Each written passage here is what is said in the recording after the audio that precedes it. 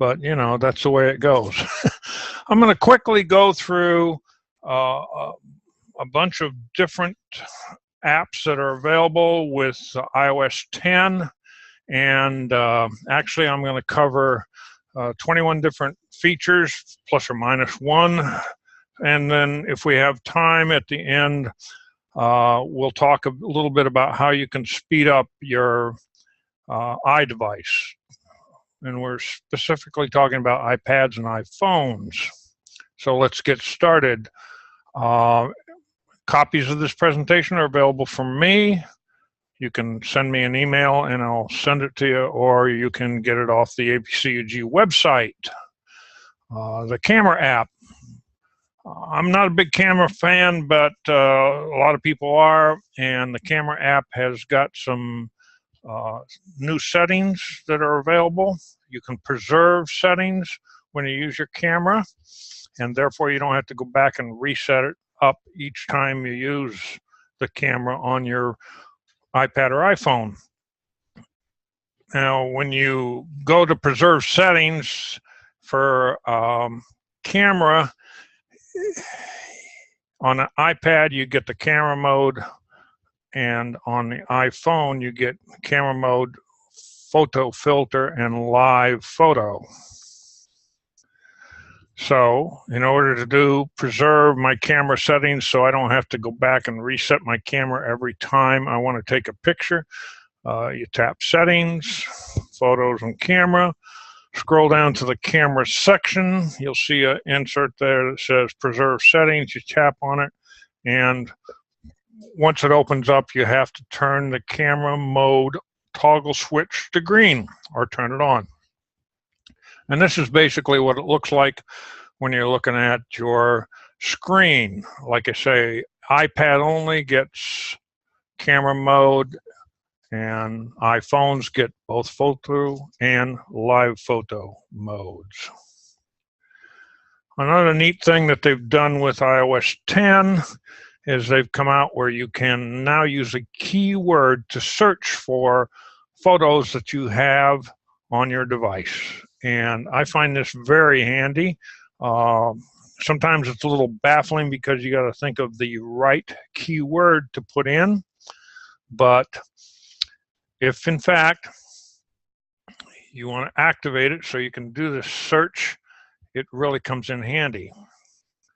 You have to turn on your iCloud photo library in settings, photo and camera, so that any photos you take will be shared across all of your devices. And how do we find the photos that are on that device? You tap Photo app, you go to the search icon, which looks like that magnifying glass. You enter the keyword in the search bar, you tap search on the keyboard, and it works. If you have photos that are already on your device and they've been stripped of their important data like time or place or whatever, you may not be able to bring those up using this function. And this is basically what it looks like on my iPad. I went into the photo app, I put in Southern Shores, and it came up and said I had 57 pictures in there from Dare on the Southern Shores, and I had 10 memory pictures. So try it, it's really neat. iOS 10 also came out with a TV app, and this TV app was added to your device. And now you can watch TV on your iPad or your iPhone.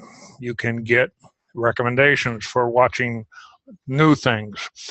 And I've tried it already. I did it with ABC as the app, and it works fine. I really liked it. What you have to do is you have to go to the App Store and download an app that the TV app can work with. I'm going to show you what this looks like. So go to the Store tab, pick out your favorite video app, sign in or subscribe to it, and you're ready to go. you can get sources like iTunes, HBO Now, Hulu, and like I say, I got ABC. And then you can select a movie or a TV show, and the app will automatically open the appropriate sub-app, you might say, or widget that lets you watch TV.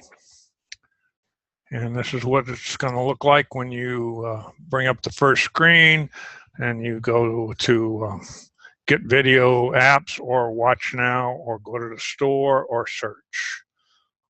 This is what it looks like on my iPad anyway. Most of the screenshots you'll see during my presentation come off either my iPad or my iPhone. And I have a mini iPad too, and I have a 6S Plus phone. So here again, I was playing around with the Welcome to the TV app, and there's a lot of different options available. So if you really want to get the full information on all the things you can do, I give you a website reference there, a bit.ly 2JRMEUI.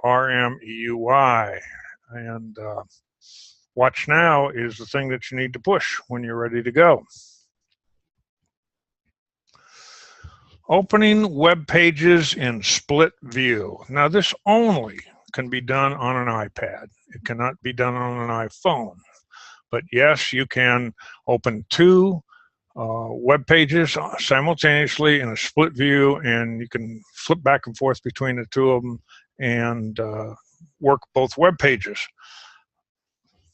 How do you do it? Well, you tap and hold a link on a web page that you have open, and when you tap and hold, you're going to get a pop-up menu that says open a new tab, open in split view. Tap on split view, and away you go.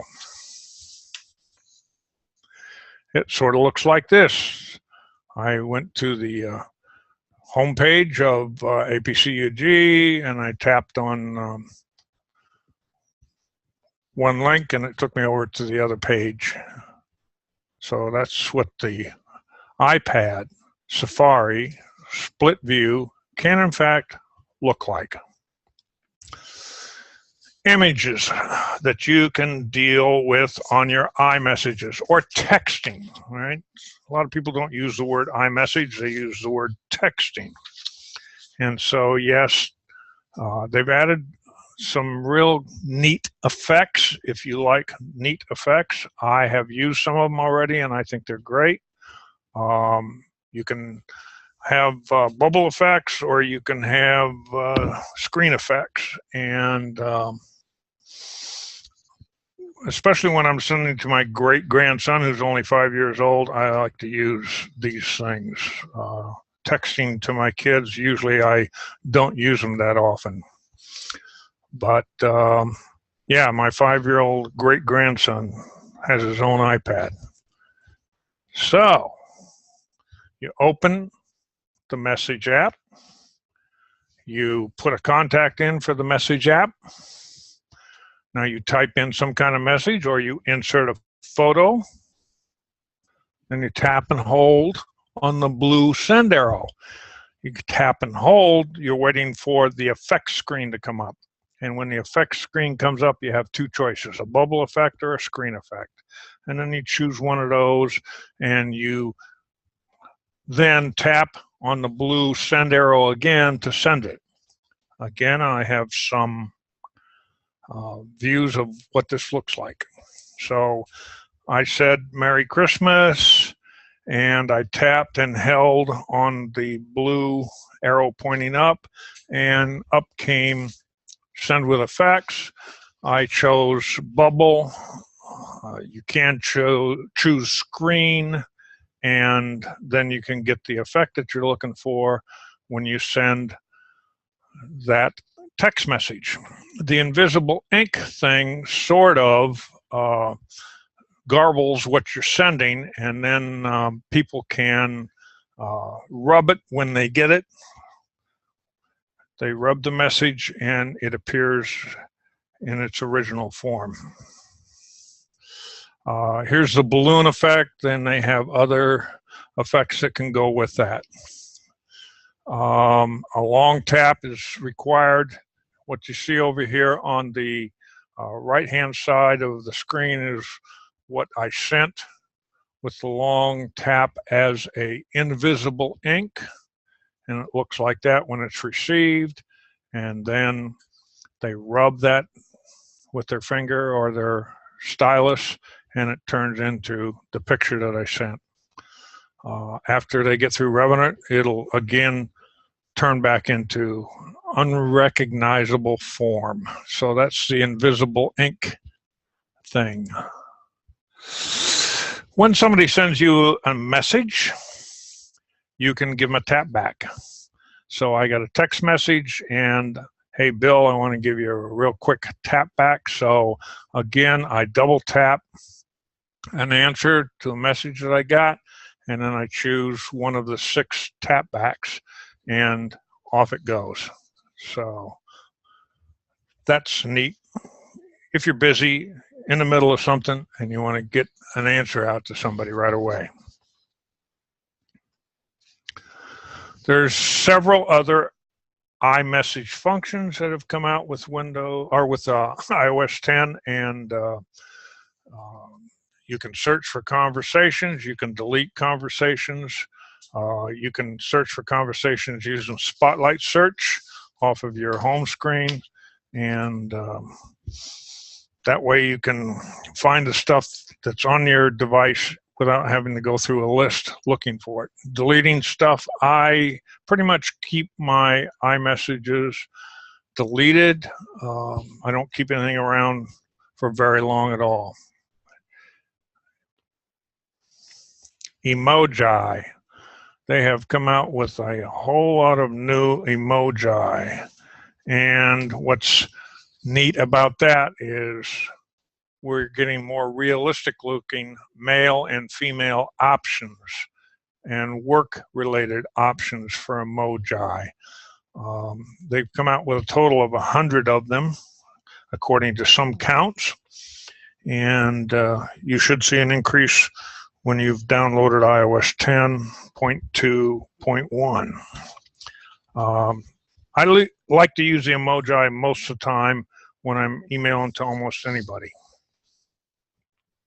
The reference on the bottom is where you can find a complete list of the emoji that have been added with iOS 10. Every once in a while I'll say Windows instead of iOS, and that's because this morning I had a class on basic computers using Windows 10 laptops. Visual voicemail. Sometimes you get a voicemail and you can't understand what's being said, or it's garbled because the person was too far away or whatever. You can now get a visual representation of the voicemail that has come in, and you can repeat it as many times as you want. Now, how do you know you have a voicemail? Well, you go to your phone thing, you turn on a phone app, and you see voicemails over there with a badge in the corner. Yeah, that red dot is called a badge. And with the badge, you should see a number in there, 1, 2, 3, some number like that. And that means you have some unheard voicemails. When you have no unheard voicemails, the red badge does not appear. Let's take a look at what that looks like. Tap voicemail, select a message to listen to it again. Select the message and then tap the play button, which is a arrow pointing right. But understand that visual voicemail is available only if your carrier serves that function. Some carriers don't serve that function. So if you go to the reference on the bottom of this slide, support.apple.com English US HT 204039, you'll get a list of the carriers in the United States and Canada and the different services that they provide to iPhones.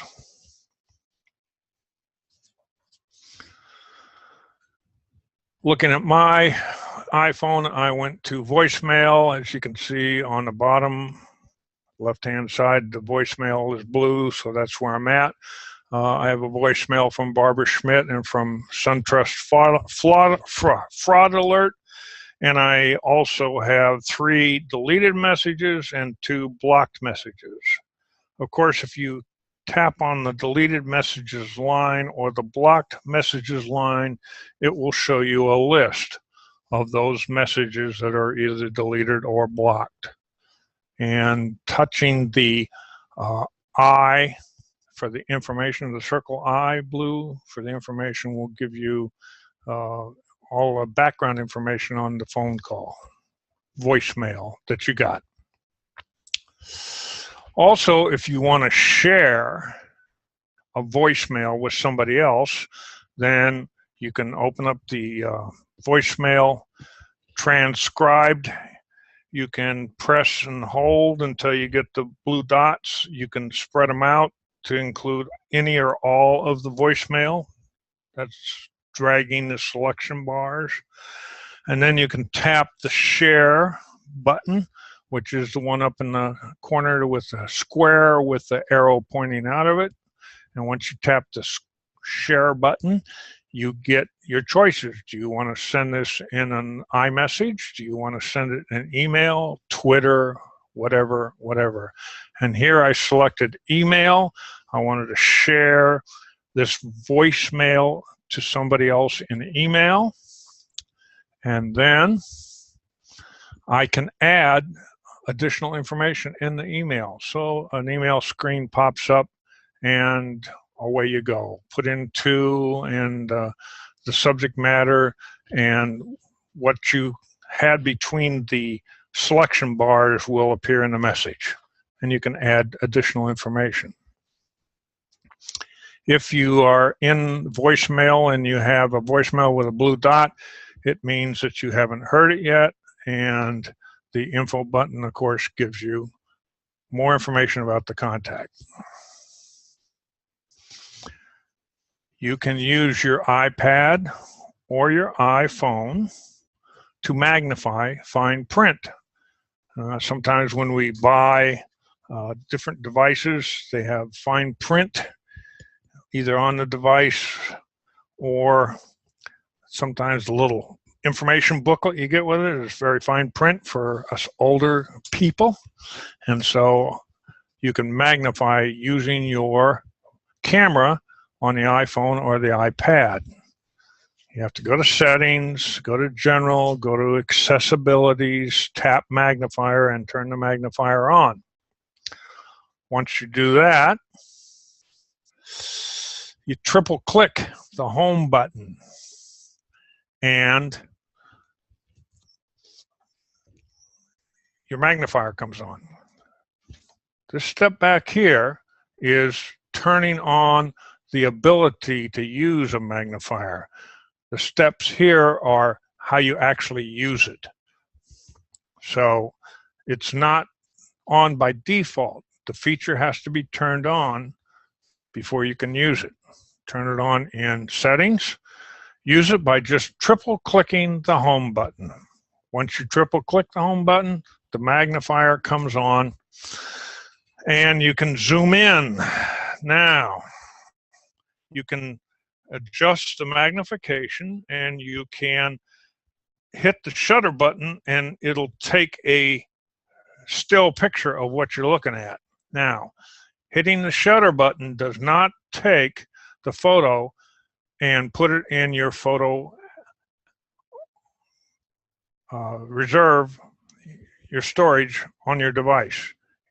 It only stops what you're looking at. So if you move your iPad or iPhone, it's not moving around anymore, what you've magnified. So it gives you something to look at and you don't have to hold it still to read it. Again, it doesn't go into your photo app storage spot. If you want to get out of that still photo that you have, you tap the shutter button again, and it takes you back to the regular magnification. We're going to take a look at this to make sure we understand how I'm bumbling through this.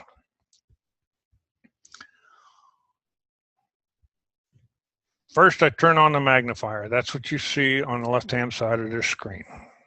I went to Accessibilities under Settings, and I turned on the magnifier. Now, I turn it over, and I triple tap my home button at the bottom, and the magnifier comes on. And I can focus lock. I can turn on the camera light if there's not enough light on what I'm trying to magnify. I can zoom in or zoom out using the yellow dot, scrolling it back and forth. Or I can adjust the brightness and add filters with the camera on your phone. Once I touch the shutter button, which is the white button, I capture an image. But again, that doesn't go into your photo app. It just stops what's happening on the screen so that you can hold it still.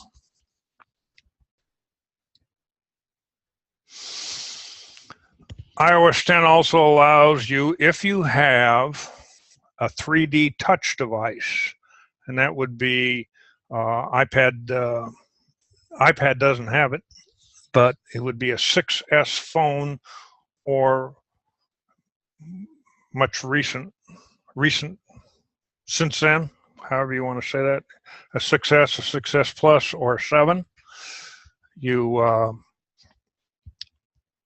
press the flashlight button in the control center with your 3D screen. You press down a little harder, you get this pop-up that's on the right-hand side. It says bright light, medium light, low light. And you select one of those and it'll change the brightness of your flashlight. Now, I spent some time on the internet the last 2 days trying to figure out when they're going to add this to the iPad. And apparently when the iPad 5 comes out in March, April of this year, this 3D screen capability will be on the newest iPad. Right now with iPad 4, it's not there. So it's only available with your 6S Plus phone and anything recent after that. Handy. Sometimes when you're working with your device, you get notifications, and you got a lot of them. And you scan down through them and you go, none of these really matter to me. How do I clear them all? Again, 3D touchscreen is required, but you can press and hold the X button by any one of the notifications. You'll get a pop-up that says clear all notifications. Touch that, and they're gone. Another handy thing with 3D touchscreen. Finally, Apple has come out and said you can get rid of apps that you're not using. We're going to give you a list of the ones that you can get rid of that have been locked on your device in the past, and now you can get rid of them. And there's a list: calculator, calendar, compass, reminders, stocks, tips, videos, voice memos, watch, app, weather. Now, some of these I got rid of on my devices because I don't use them, but the fact of the matter is you do not really delete them, all right? All you're really doing is hiding them. But any data that's accumulated on your device with the apps that you get rid of will be deleted, so you'll lose the data. And there are minor differences between what you can get rid of on a phone and what you can get rid of on an iPad. All right, but it helps keep your device organized, and it's easy to remove them. Here's how we do it. We open a folder or locate an Apple app that you want to delete. You push down on the app icon until it starts to dance or jiggle or wiggle or whatever you want to call it. Of course, the apps that you can get rid of will now have a small X icon up in the upper left of the icon display. You tap that and it pops up a screen that says, do you want to remove it? Do you want to delete it? Whichever is applicable. and you tap remove or delete, and it goes away. Some apps are going to go into your account that's associated with iCloud. So if you remove an app anytime, all right, it will go into the cloud, and then you can download it again anytime you want. But the apps that have been locked onto your device given by Apple, and there's 24 of them at one time in the past, some of those you can get rid of now. But remember, they're associated with a system bundle. They're not actually removed. They're just hidden from the home screen. The data that's associated them is removed, and you shouldn't do that just to make more room or storage space on your iPhone or iPad. How do you recover an app that you've deleted or removed? Well, the funny thing about it is, if it was removed, it's still on there. Here's an example of the screen where I had a folder with Apple stuff, and I wanted to get rid of one of the Apple stuff things. And so I tapped the X, and it said remove this app from the home screen and not delete your home kit data. So I actually pushed the one second down on the left-hand side, home. So this would be remove. And I touch remove, and you no longer see the app on the device. But if I want to bring it back, then I go to the App Store. I open up the App Store. I tap the search tab in the App Store. I put in the name of the app I want to bring back because I once removed it or deleted it. And it should come up with a cloud arrow down symbol like you see on the bottom of the page here. And you touch that, and it reloads it back onto your device. Now, the apps that Apple has forced on you that you removed and they were just hidden from you, this is the easiest way to get them back. All right, go back to the App Store and download them again from your iCloud account. They will be there. If you remove your Contacts app, all of your contact information will remain in the phone app. iPhone only. If you remove the FaceTime app, you can still receive FaceTime calls in Contacts in the phone app. Hard to make them, but you can receive them. If you remove iBooks, Maps, Music, and Podcasts, you can't use CarPlay. Some vehicles on the road nowadays have this thing called CarPlay, which allows you to do some different things with your iBooks, Maps, Music, etc.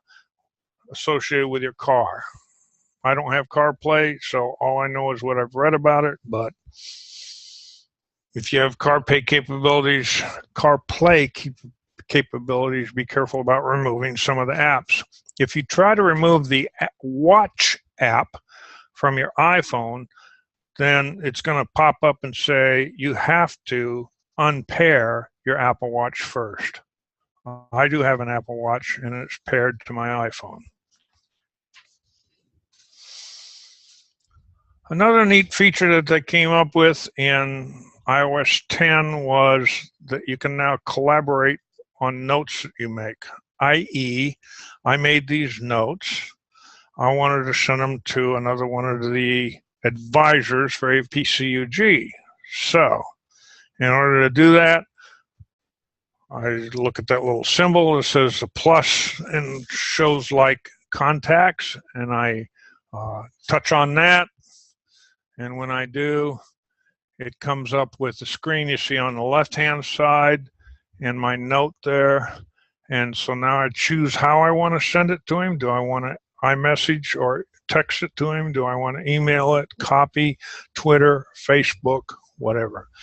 And then I choose one of those, and again, I can add additional information in those notes that I got and wanted to send to him. And you can see this here. The keyboard pops up if you use mail or message. Neat. I take a lot of notes. It used to be that when I got ready to go shopping, I would take a piece of paper and write down what I was going to get at the store. Then when I got in the car and got to the store, I forgot the piece of paper at home.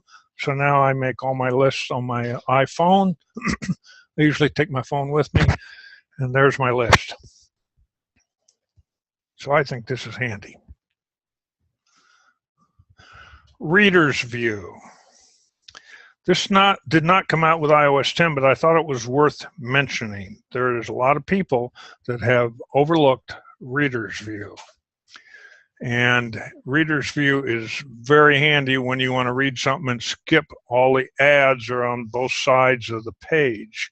And sometimes what you're trying to read jumps back and forth across the page because of the ads. So the Reader's View looks like those 4 horizontal lines that you see with a circle around them. One on the bottom is shorter. It does not show up on all articles that you look at in the internet, but it shows up on quite a few of them. If you tap that, it turns black and it goes to Reader's View. And then if you want to go back to the original view, you tap it again and it turns to what it looks like right now, and you get the ads back on the page. Let me show you the difference. This is APCUG Facebook without Reader's View.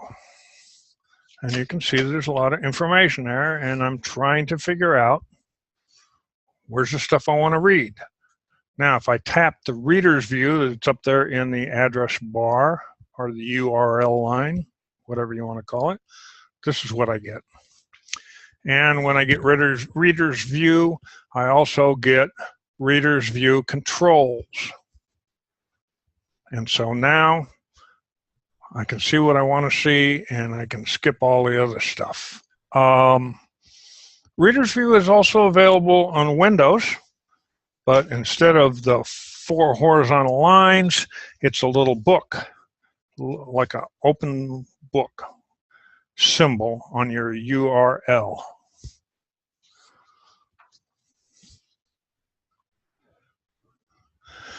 Digital touch in texting or digital touch in iMessages. Here's where you can put some pizzazz into your texting if you want to. You'll launch the iMessage app, you enter a contact, you tap on the Show More button, you tap on the Digital Touch button, which looks like a heart with fingers touching it. You tap on the Camera button, you can put a photo in there. Yeah, there's lots of different ways to expand on this. I'm not going to cover them all, but I'm going to show you some screenshots so that you get an idea of what this is all about. If you want to switch between the rear and the self camera, then you tap on the camera switch button and you can enter something that your camera is looking at from the backside or a selfie. You tap the camera shutter button to capture a still photo, or you can do up to 10 seconds of a video using iMessages. You swipe your finger to sketch, touch, or hold 2 fingers down to add a heartbeat, and then you tap the send button. Here's what it looks like. I'm sending a new iMessage to Joyce, so the first thing I do is I tap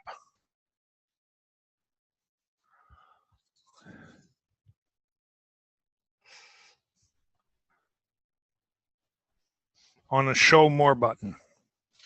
That's the one to the left.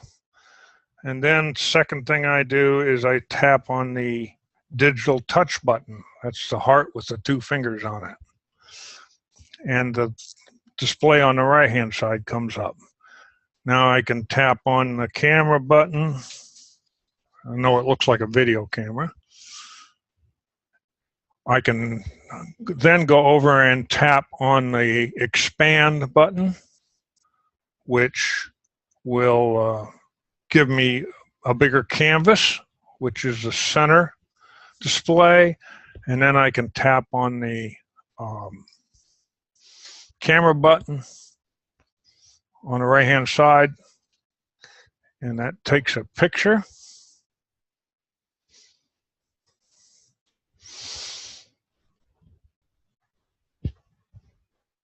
I can take a picture the other way. I can draw before I do my recording. This is for video because you have the spot in the center with the red on it. That's taking a video. I can draw, which I didn't draw on my examples here, but the colors that you can draw with are across the top: blue, green, aqua, whatever.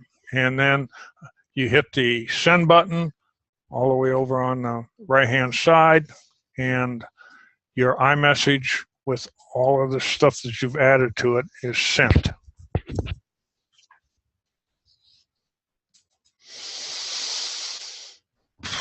There's a lot there. You got to play with this a while to figure out the best way and what to do with it. I was sending my daughter some of these the other day, practicing, and she was driving up to Philadelphia from Chattanooga, Tennessee, so she was thoroughly confused.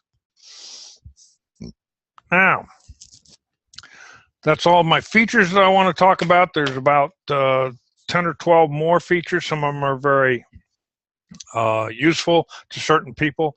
You can go to Apple websites and find out exactly what all of the new features are with 10, 10.2, 10.2.1.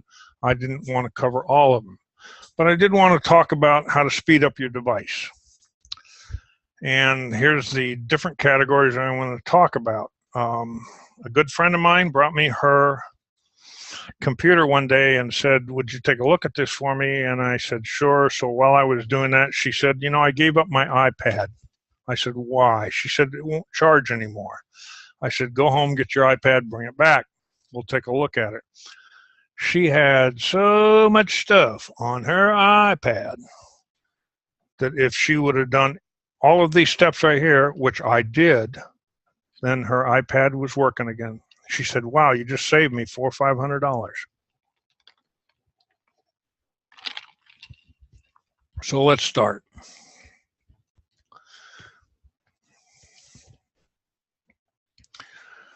Everybody knows, or should know, that if you're going to turn your device off, there is a difference between sleep, wake, and off.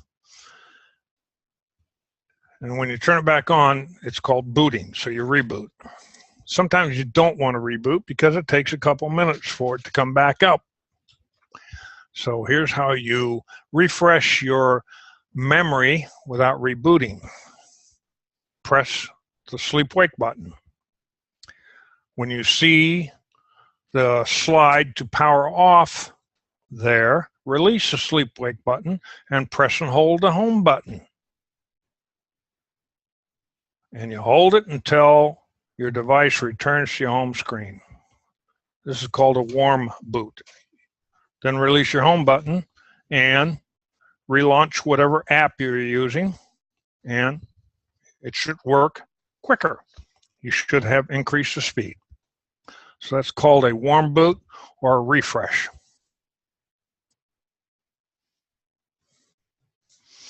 Animations. Apple has put into switching around your device certain animations that make it look like it's seamless. So if you turn off the animations, you can, in fact, increase your operating system speed. How do you do that? Go to Settings, tap General, Accessibilities, go down to Reduce Motion, tap it, and turn on the toggle switch to reduce motion. Simple as that.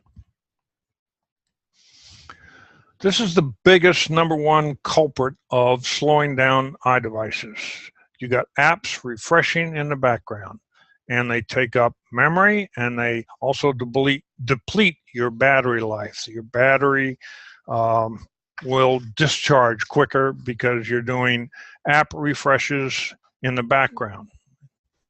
So turn it off. Tap Settings, go to General, go to Background App Refresh, and you can either turn it off completely, or you can select which one you want to turn off. I let some apps refresh in the background. I do not let them all. And there's quite a few apps that will refresh in the background if they're still running in the background. Some people don't get rid of text that they got. All right. Your device is set up to where you can keep a text for 30 days, for 1 year, or for ever. I wouldn't choose forever, because then your device gets loaded up with a whole bunch of text messages. I have mine set for 30 days, but I usually delete text before I get to that point. So you want to go in there and take a look at cleaning up your iMessages, your text messages, and be realistic. How long do you really want to keep a text message?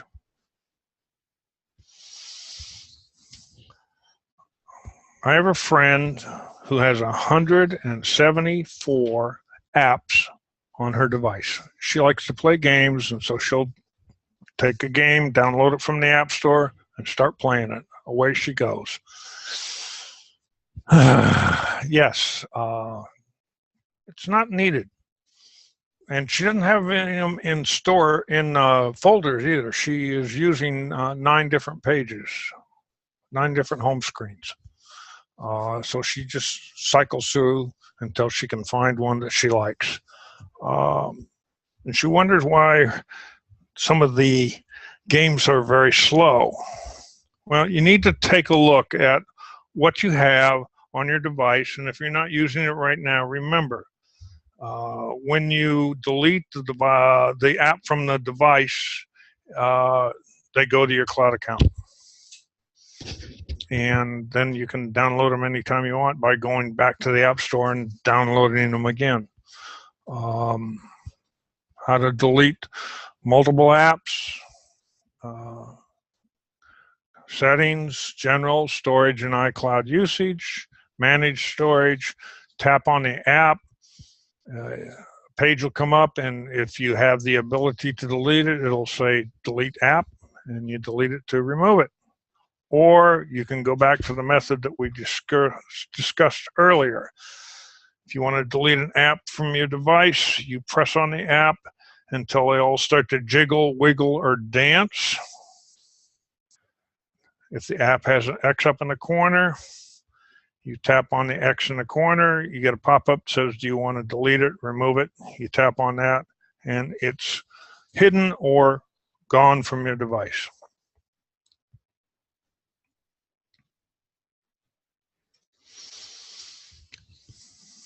Safari, just like any other browser, has a cache, and sometimes there's a lot of information stored in the Safari cache, and this slows down the workings of Safari.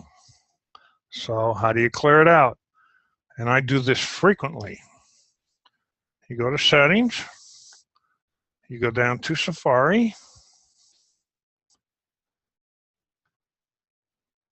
you scroll all the way down to the bottom, and it'll say Clear History and Website Data, and it's in blue. You can touch that line, and you'll come up with a pop-up that says Clear History and Data or Cancel. And you can hit Clear. Clear History and Data is in red. So you hit Clear. This works quite often. But sometimes also when you scroll all the way down to the bottom and you see Clear History and Website Data in blue, a couple of lines below that, you'll see the thing says Advanced. If you touch Advanced, you come up with a screen that says Website Data, JavaScript, Web Inspector. you hit website data, it'll bring up a list of all the websites that are stored on your device. And sometimes that list is extremely long. You got to clear that out every once in a while. You scroll all the way down to the bottom and it says again, remove all website data. So there's two methods to getting website data off your device to free it up. Remove all website data. Remove now. And then you go back and hit website data under advanced again, and it comes up with 0 bytes. Notification and location services. If you turn off notifications, your device will not have to go down through all your notifications and list them for you. So it'll improve the operating speed somewhat. Turn off notifications, you go to settings, tap notifications, and for each app, set the notifications for off if you don't want to be notified about that app. All right. If you turn off location services, again, now you're going to settings and privacy, location services, and turn it off. Turning off location services can improve your performance of your device, and you won't lose your battery charge so quickly.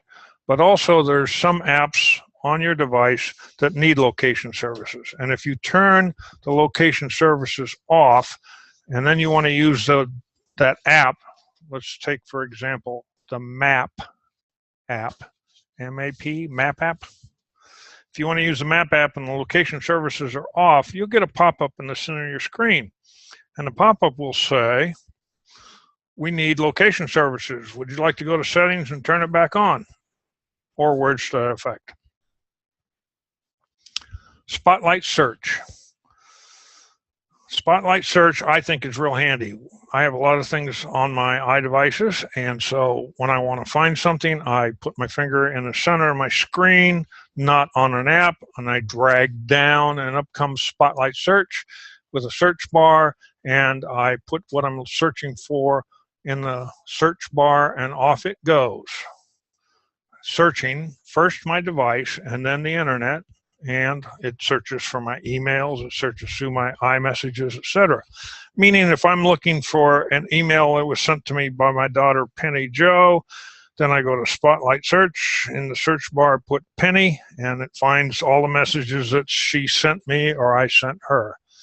That's cool. Turn it off. It will give you better performance.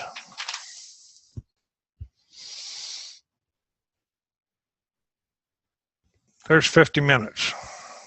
More tips, tricks are available. Email me. Thank you very much. I appreciate you putting up with me this afternoon. I hope you learned something.